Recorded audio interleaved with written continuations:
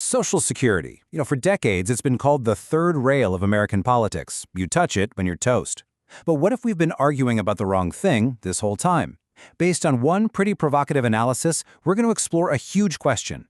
Is Social Security a ticking time bomb about to go off? Or is it a golden opportunity to lock in retirement security forever? Okay, let's just jump right in with a single, incredibly important date, 2034. Why this year? Well, according to the Social Security Administration's own numbers, this is the year the system's massive trust fund reserves are projected to hit zero. It's not a wild guess, it's the official forecast if we stay on the path we're on right now. And that leads to the million-dollar question, right? Is the whole system just fundamentally broken, heading for a total collapse? Or is this just a big math problem that we actually have the tools to solve? To figure that out, we got to break down the numbers.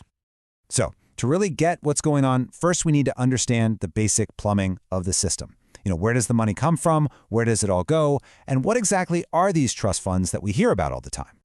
The easiest way to think about the trust funds is like a giant national savings account. See, for a long time, the system was taking in more money from payroll taxes than it was paying out in benefits. And that extra cash, that surplus, it didn't just vanish. It was put into this account to make sure the money would be there for future payments. Let's look at how we got here. After some big reforms back in the 80s, the system started running these huge surpluses. It was building up that savings account to a massive peak of almost $2.9 trillion. But then, around 2010, the tide started to turn as more and more baby boomers began to retire. And in 2021, we hit a really critical tipping point. For the first time, the total amount of money going out was more than the total amount of money coming in. And that brings us to where we are today. If you look at the projections for 2025, the system is expected to take in about $1.42 trillion, but is set to pay out around $1.6 trillion.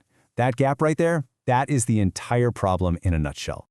So you might be asking, where does the money to cover that massive gap come from? Well, it's pulled directly from that national savings account we were just talking about. Right now, those reserves are being drained by roughly $200 billion every single year. And look, you just can't keep pulling money out of a savings account forever, right? This yearly deficit basically starts a countdown, a mathematical certainty. And that clock is ticking loudly.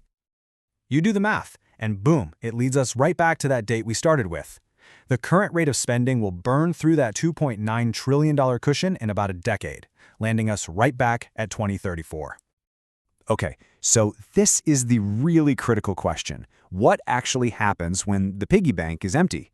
Does Social Security just stop? Do the checks suddenly bounce?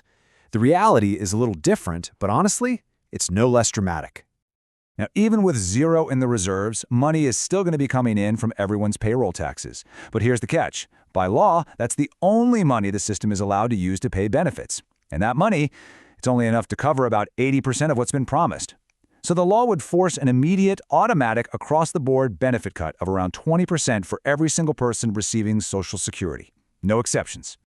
Okay, that is the pretty grim picture if we just do nothing. But what if there's another way? The analysis we're digging into here lays out this bold, four-part plan to not just patch the holes, but to completely transform the entire system for the better.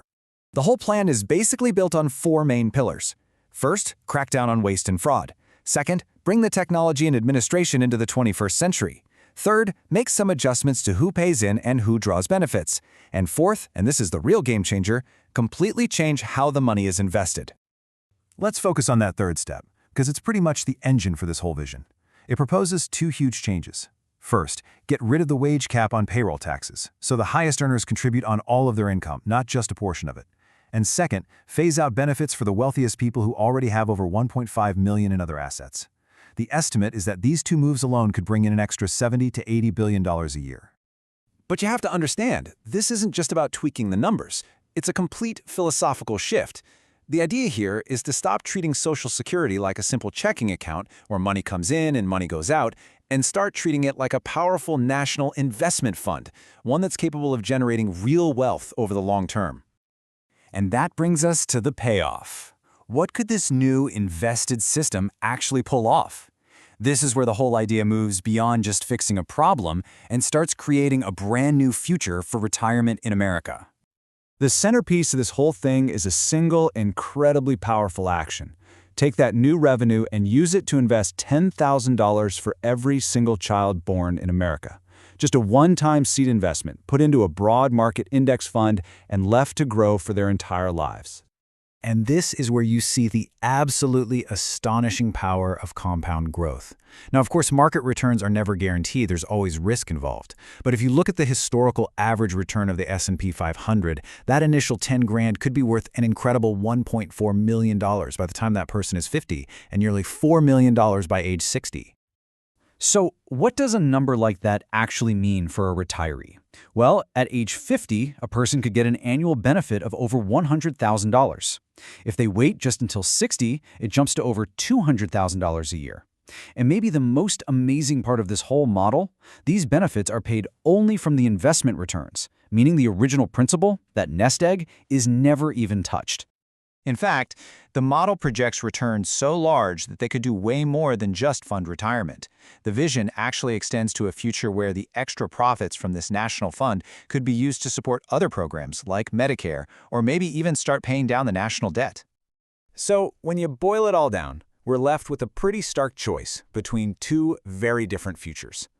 The path we're on now leads to empty reserves and deep, painful cuts for millions. This other path, while it's definitely bold, imagines a self-funding system that could solve retirement security not just for our kids, but forever. Which leaves us with one last powerful question to think about. We used the tools of the 20th century to solve that century's problems. Is it time to use the financial tools of this century, like the incredible power of long-term market investing, to build a truly permanent solution?